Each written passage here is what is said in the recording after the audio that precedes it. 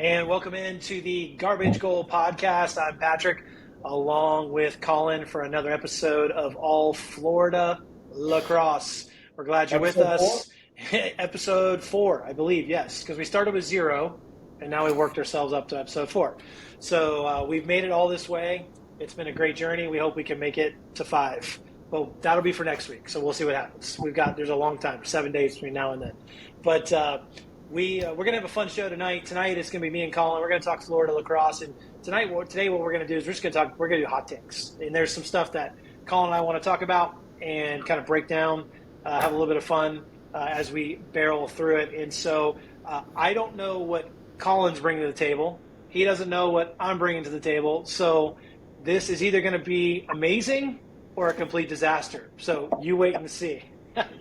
Right. Oh, so we're gonna have a good time.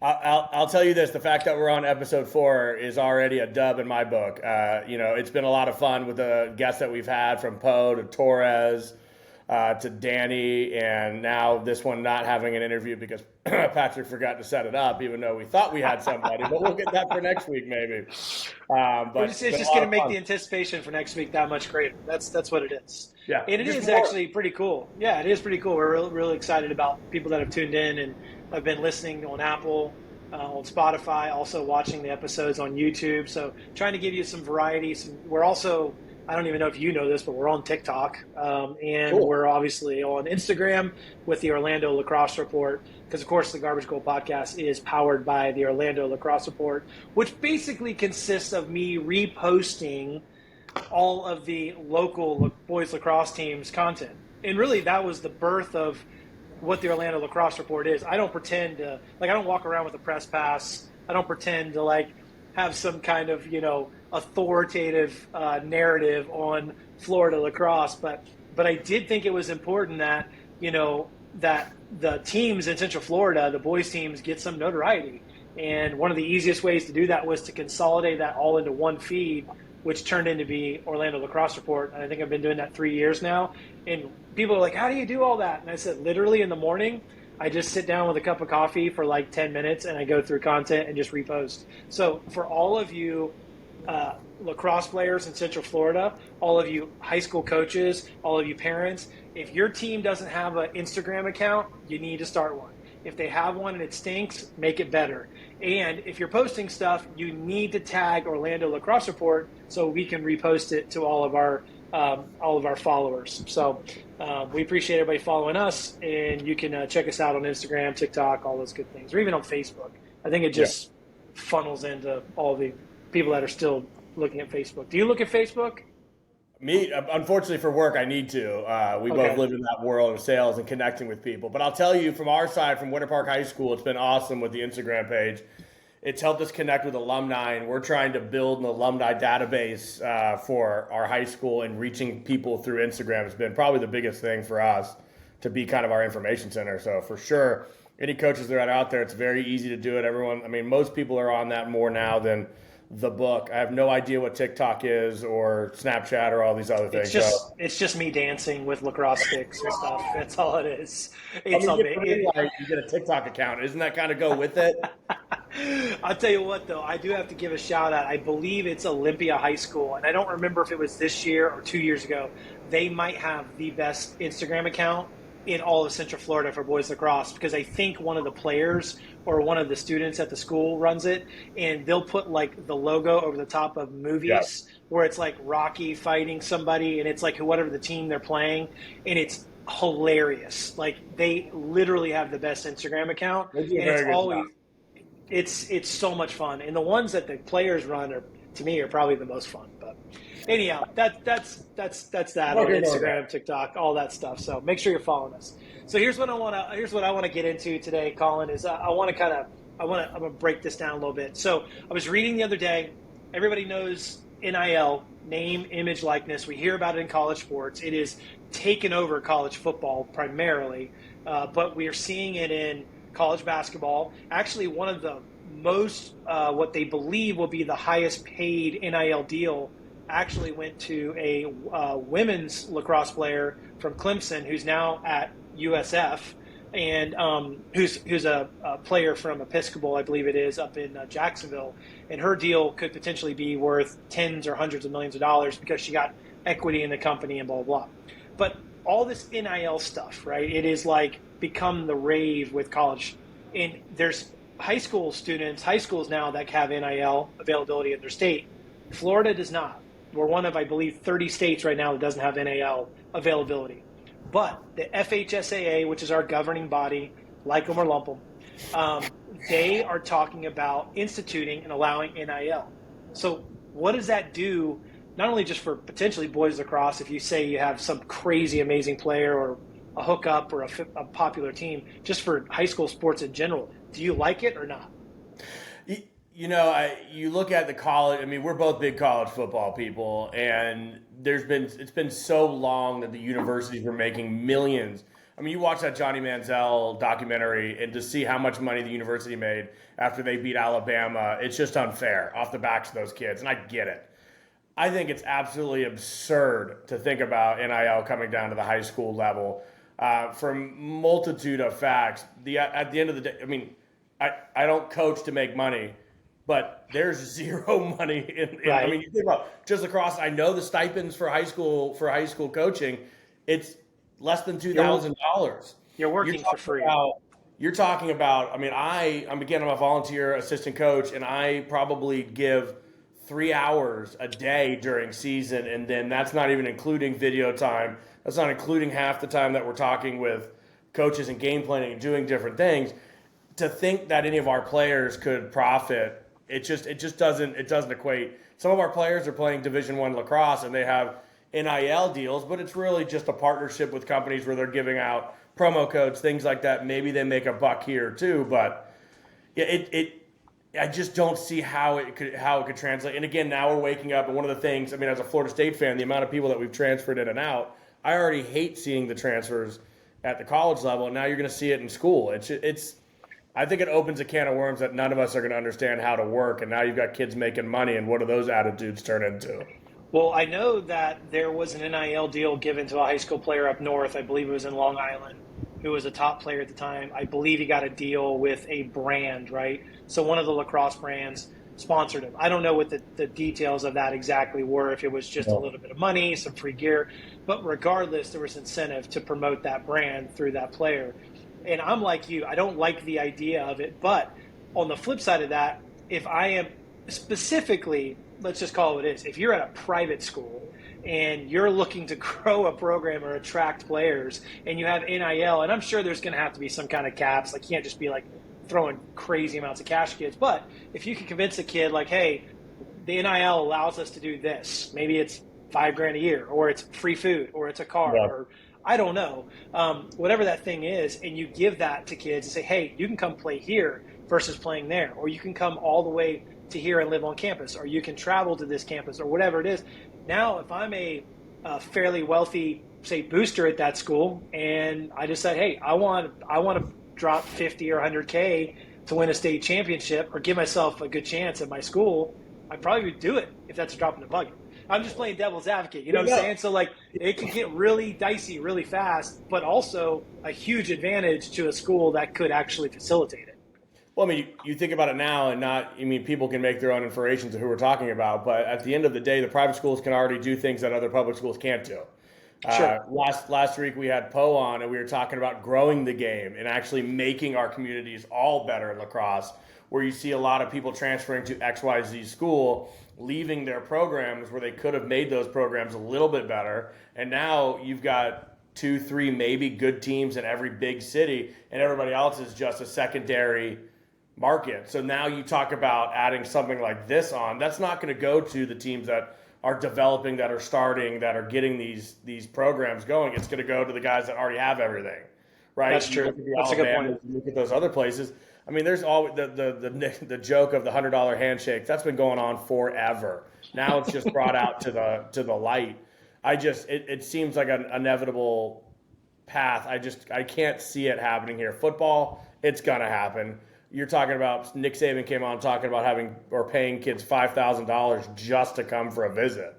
Now you go to some of these. I was reading something. There's 2 high school teams playing, I think Friday night on ESPN. they have 76 Division I players on it. I guarantee Wow. you, of all those 76 players, none of them are from that local area. They're probably all shipped in, just like IMG is, right, for their football team. Half the kids are from California, Texas, and other places. Like, what we preach is local, right? Play for your Sure. hometown, play for your friends, the people you grow up with. I just would hate if NIL would take something like that away.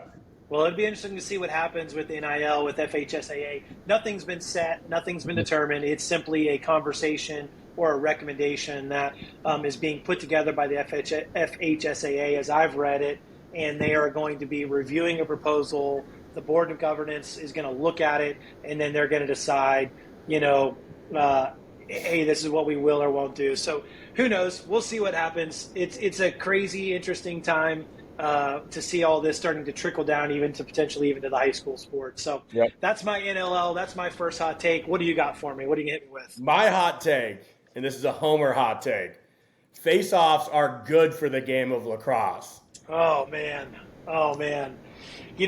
I've heard this conversation. I follow a lot of people on Twitter, and I have seen there's been actually some tournaments, some games where they've tried out not having a FOGO, a face-off. I'm a fan of the face-off, as painful as it is. And if you don't know, Colin and I, maybe you're new to the Garbage Goal podcast, or you're just trying to figure. We both are from Winter Park High School. My boys both played at Winter Park. Colin has coached at Winter Park and played at Winter Park. The last couple of years, we've had some really neat teams, some great teams that have made it to the Final Four with the 2A division. And one of our areas where we weren't as strong and we as a team was in the FOGO, was the face-off. And we always tend to run up against teams with great FOGOs. And quite frankly, in my opinion, in Florida, if you have a great FOGO, and I'm not meaning like good, a great FOGO, you have a much higher percentage chance to win a state championship than any other team. And if you look back even the last couple of years, the teams that have won it, they all had great FOGOs. I mean, kids that are going to Division I programs to play at the face-off position. I'm a fan keeping the FOGO. I think it's the pure part of the sport. To me, it's almost a little bit like taking a two-putt away in golf. It's like if you get it close, count it. I'm not a fan of that. I say you hole it out and play it all the way through. But, you were a FOGO guy in high school. I mean, how do you feel about it? Well, here's the best part. Like, to bring you back, like when the word FOGO was not a thing when we played. I backed up Andy Sinclair, who was an All-American at Winter Park, and Andy was an athlete. He was a midfielder, right? They put people that were athletes at the face-off position, but there was no such thing as specializing in it. And again, we're not talking about 1976. This was 2000, 1999. It was the stand face-off. It was the neutral grip, not the motorcycle grip, and it was a position. There was zero practice about it. It was be the better athlete, move it on, and it didn't slow the game down. But there was a strategy to it. And then when I came back after going to college for 4.5 years, came back and was started at Boone, the very first practice I walked up to when I was coaching was this knee-down motorcycle grip, and these kids were specializing in it. And he's like, all I do is face off. I'm like, you're a lacrosse player. I'm like, get the ball out front, go down and shoot. He's like, I can't shoot with this stick. And it was mind-blowing to me.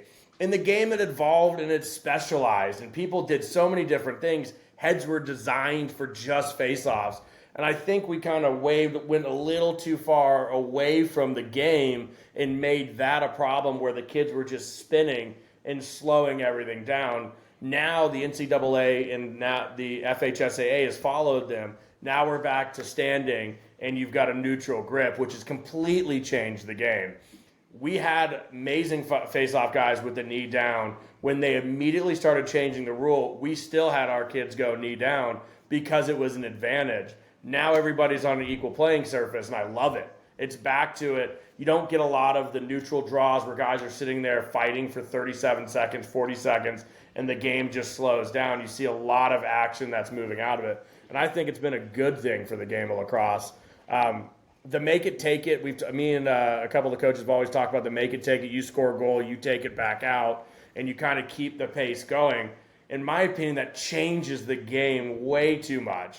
I love an LSM. I love a defensive midi. I love these guys scrapping it out, how you plan two middies versus whatever, and you kind of play through it. It's another wrinkle to the game. And, you're spot on. We played Ponte Vedra, and I think that Final Four game, I think we won 2 faceoffs total, and we were only down 1 with like 3 minutes left. And we had to strategize around the whole game around one player. And Ponte Vedra had All-Americans all over the field, Division I players all over the field, and we had to focus on that faceoff. He was good as all get out, and we had to strategize, and we did pretty well because we were within the game with 3 minutes left. But to only win 2 faceoffs was brutal. Yeah, I think it's part of the game. I think people have to, like it or lump it again. You got to figure out how to specialize, right? Like you don't just throw some random kid in goalie, although some teams have to. I get it, but like you want a kid that knows how to play goal, knows position, knows positional awareness, knows where the ball is, how to run the defense. Same thing with the FOGO. You got to have a kid that specializes at and goes to work and does the work just like a quarterback would do in football. You don't just pick some random kid off the sideline and go, hey, number 12, you've been playing wide receiver. You go in there and throw the ball around a quarterback. This isn't YMCA. And so the teams that are doing that and the kids that are doing that are having huge success, and it's a big advantage in Florida lacrosse right now, I believe. And anyone listening to this that want to get into lacrosse, my head coach told me in my freshman year, I just started playing lacrosse, wasn't that good. And he goes, learn how to face off. You'll get on the field faster than anybody else out there. I learned how to face off. I immediately started playing in the JV time, got looks from varsity my freshman year, immediately made the team that went to the state championship that sophomore year. And that allowed me to become a better midfielder. And that's where we're back to, which I love. We've told our youth program we would love to see 2 face-off guys come up every year. 2 guys that like doing it, that want to get in time into it every single year, along with the goalie. You can't just throw a random guy in cage, and you can't throw a random guy on a face-off because that's something you've got to be built into. So exactly. I love it. Well, and just to wrap that up, how important face-off has become, and you're seeing it over the last 5 or 6 years where it's grown, is they call him Greg Beast, the big dude in the PLL, the guy that I don't even know where he played in college. I can't remember off the top of my head. But Penn State. I mean, he's a freaking monster. His bicep is as big as my head. But, he runs the Face-Off Academy, and you have kids all over the country that are going to different sites just to work on face-off, just like they would for goalies and sometimes, for attack or LSM or depot or whatever. And so I think it's great for the game. I think it's a unique situation. There's kids that I've seen play FOGO, that play face-off, that are not phenomenal all-around lacrosse players, but they're good at that one thing, and it gives them a chance to contribute to the team. And ultimately, it can be an absolute game changer. And we have seen it in Florida lacrosse. We've seen it with St. Andrews. We've seen it with Ponte Vedra. We've seen it with Lake Mary last year. I mean, let's face it, that was a game changer for them to have their face-off guy transfer from another school to their school, and it made a difference. If you have the ball, my dad always used to say, if you don't have the ball, if you don't shoot, you can't score, right? So you got to have the ball to score, and if you don't have the ball, you can't score. Bottom line, that's how lacrosse works. So I think that's a good one to bring up, and I hope the FOGO thing becomes a bigger and bigger point of growth in Florida. We need more kids that specialize in FOGO that are really good at it to help their team win and possess the ball. So, all right. So I got another hot take for you. This is going to be a fun one because this one gets me fired up. Okay. We are slated to, the state of Florida is slated to have the boys and girls lacrosse state championship again in Naples, Florida at Paradise Coast Sports Complex. All right.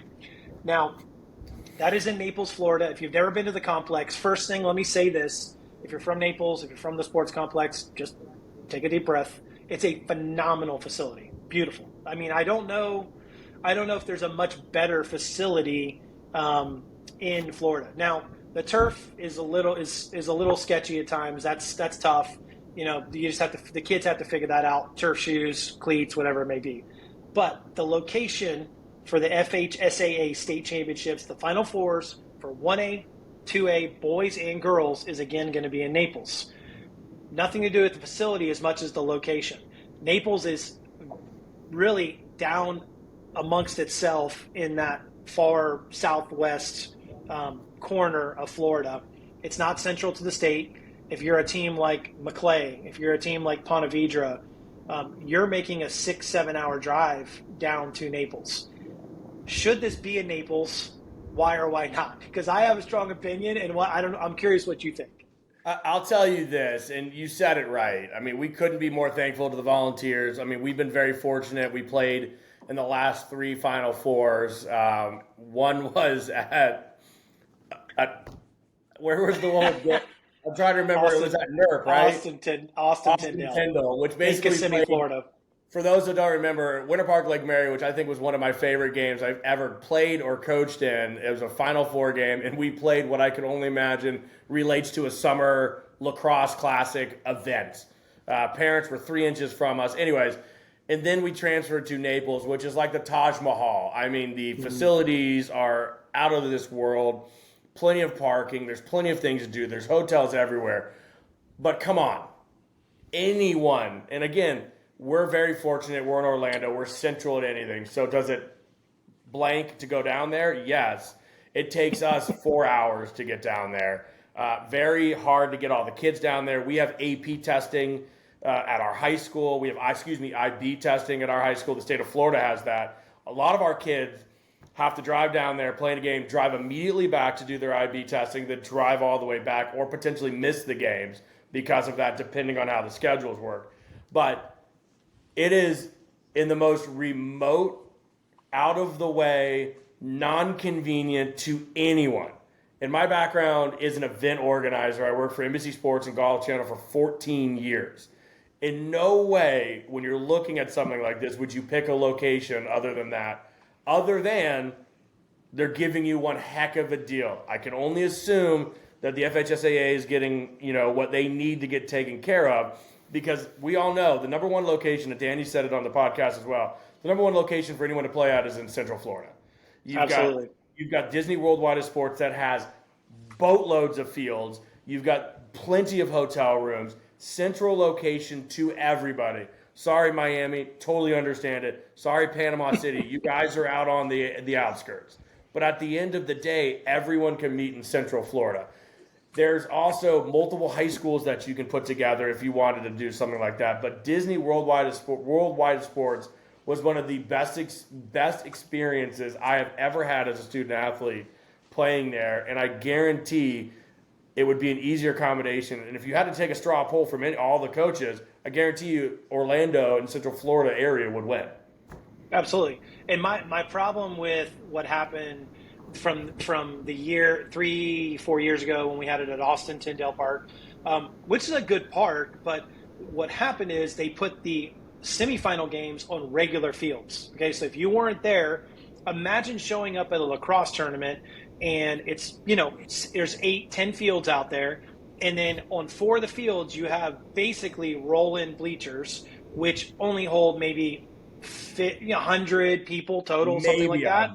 Maybe 100 people, and that's it. Okay, we're talking about the state semifinals for the boys and girls for 1A and 2A. Okay, this is like the best lacrosse. This is the best lacrosse in Florida happening that year, and you're playing on a regular field with bleachers. It was horrendous. And on top of that, you had a girls' game where you had the field they played on was in such bad condition. One of the girls from one of the girls' teams actually stepped in a hole, twisted her knee, and tore her knee. Okay, so everybody was up in arms. Now, the championship games took place in the stadium, and the stadium's actually great. The stadium's wonderful. Turf's nice. It's a good size. It's not too big, so you don't feel like it's empty, but it's not small enough that you can't fill it up with a lot of people.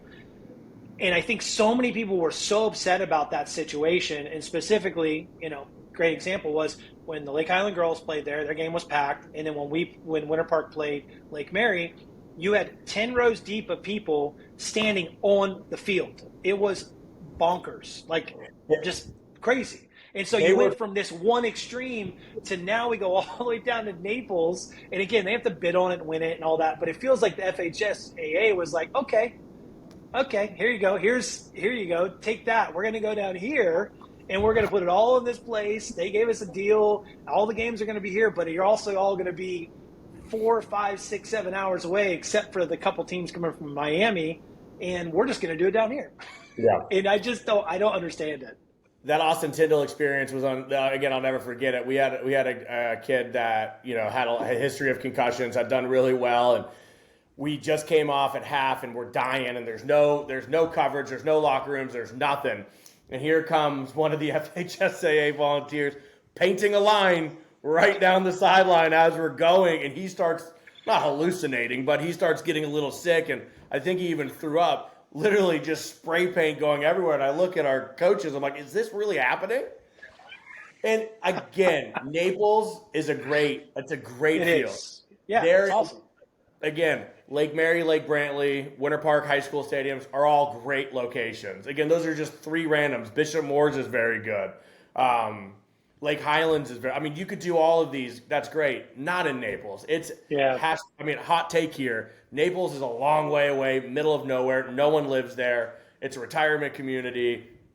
Why are we taking all of the best high school lacrosse? Oh, great. Ohio State and Hofstra played there, I think. Right. Great. They have money. They have buses. They have planes. They can do whatever they want. We have kids that are driving back and forth. And you've got, if I was at McClay or if I was at Bartram Trail Girls, the Bartram Trail Girls, they had to drive. That's a 6-hour drive. And again, you look at a lot of these teams you see this, a lot of the same teams going to the same places. Yeah. All of them are making the trip. I mean, Ponte Vedra, the amount of money they have to fundraise to get down there, because they've got to get down there early. They've got to stay in hotels. I mean, it's a heck of a sacrifice to get down there.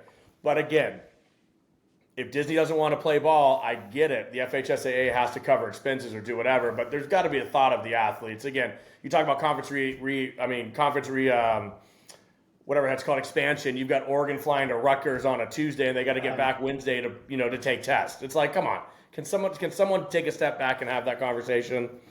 Well, we won't touch on it now, but we'll talk about it on another hot take episode. But we also need to break down that 1 day gap between the semifinal game and the final game, because in theory it makes sense, but it doesn't make sense. So anyhow, we'll get on to that. But that's my hot take, is I wanted to talk about the state championships in Naples this year, again down at Paradise Sports Complex. It is what it is. That's where the top teams are going to go this year, and we'll see who gets the bid for the next year. But what's your next hot take? This will be our last hot take. What you got? My last hot take, and for those that may or may not know, my wife and I work in local real estate, and we always plan out 2024, things that we want to do, things that we can give back. That's our goal, is to give back to the community. And we were talking about the Garbage Goal podcast, and I think, Patrick, that I am going to do something dumb, but I think it'll be funny. I think I'm going to host a quarterly event for lacrosse, free clinics, get the coaches together, just to continue, kind of like Poe said, grow the game. And I thought, what would be a better way to kick this off in Q4 than host a free parents' night, either a mom's night out or a dad's night out, or do both, and have them come and learn about the game of lacrosse. Bring in some coaches that have been there, have a conversation, keep it open, keep it light. But to continue, our thought is to grow the game. And I saw that UCF did this with their football coaches. I think Florida State does a mom's night to learn about the sport or whatever. I think it would be absolutely hilarious. I think it's great. I love it. Just let me know the time and place. I'll be there. Will you be in the back of the room filming? I will be in the back of the room filming. Yes, I think that's great. And that's the thing about, I feel like that's the thing. That's the theme of this whole thing, guys. Is that this Garbage Goal podcast, Orlando Lacrosse Report. For me to you, and from Colin to you, like, we just want to see the game of lacrosse grow in the state of Florida. And it's going to be a couple years. I'm not going to have a kid playing anymore. Colin's going to be in this thing for a long time because he's got a young son. Okay. But I look forward to seeing, because the game is so young in our state. I saw where a local high school is having their 95th, I believe their 95th or something like that, homecoming game, okay, for football, right? So that's a local high school in the Orlando area.